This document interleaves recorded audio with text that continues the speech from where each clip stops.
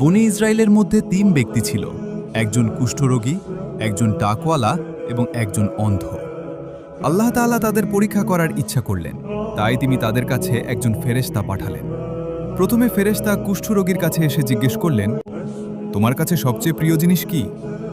সে বলল, সুন্দর গায়ের রং ও সুন্দর চামড়া, কারণ মানুষ আমার এই রোগের জন্য আমাকে ঘৃণা করে। ফেরেশতা তার শরীরে হাত বুলিয়ে দিলেন, সঙ্গে সঙ্গে তার রোগ সেরে গেল, চেহারা সুন্দর হয়ে উঠল। এরপর ফেরেশতা জিজ্ঞেস করলেন, কোন সম্পদ তোমার সবচেয়ে বেশি পছন্দ? সে বলল, উট। তখন তাকে একটি 10 মাসের গর্ভবতী উটনি দেওয়া হলো। ফেরেশতা দোয়া করলেন, আল্লাহ এতে তোমার জন্য বরকত দান করুন। এরপর ফেরেশতা টাকওয়ালার কাছে গেলেন। তিনি জিজ্ঞেস করলেন, তোমার সবচেয়ে প্রিয় জিনিস কি?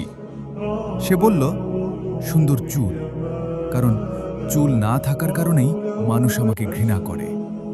ফেরেশতা তার মাথায় হাত বুলিয়ে দিলেন, সঙ্গে সঙ্গে তার মাথা সুন্দর চুলে ভরে গেল।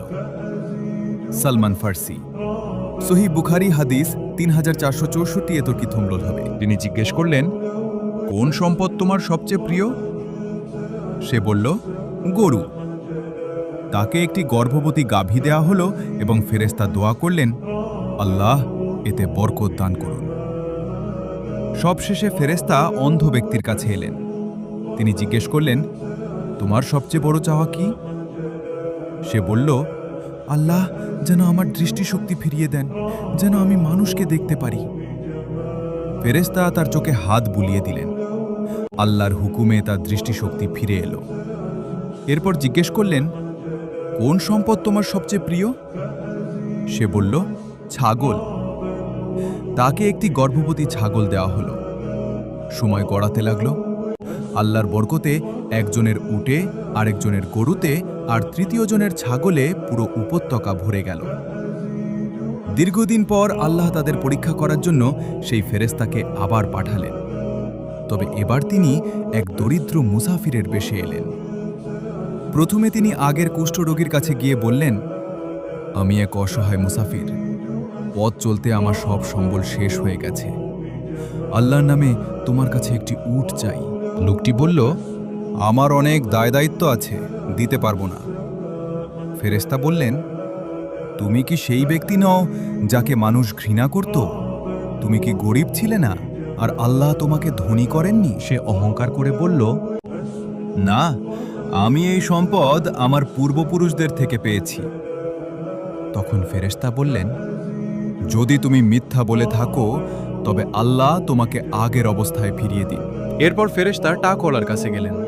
সেও একইভাবে অস্বীকার করল এবং অতীত ভুলে গিয়ে অহংকার দেখালো। ফেরেশতা তাকেও একই কথা বললেন, যদি তুমি মিথ্যাবাদী হও আল্লাহ তোমাকে আগের অবস্থায় ফিরিয়ে দিন। সবশেষে ফেরেশতা অন্ধ ব্যক্তির কাছে এলেন। তিনি বললেন, আমি একজন অসহায় মুসাফির, আল্লাহর নামে তোমার কাছে একটি ছাগল চাই। লোকটি বিনয়ের সাথে বলল, আমি একসময় অন্ধ ছিলাম, আল্লাহ আমাকে দৃষ্টি দিয়েছেন। আমি দরিদ্র ছিলাম, তিনি আমাকে সম্পদ দিয়েছেন। তুমি যা ইচ্ছা নিয়ে যাও আর যা ইচ্ছা রেখে যাও।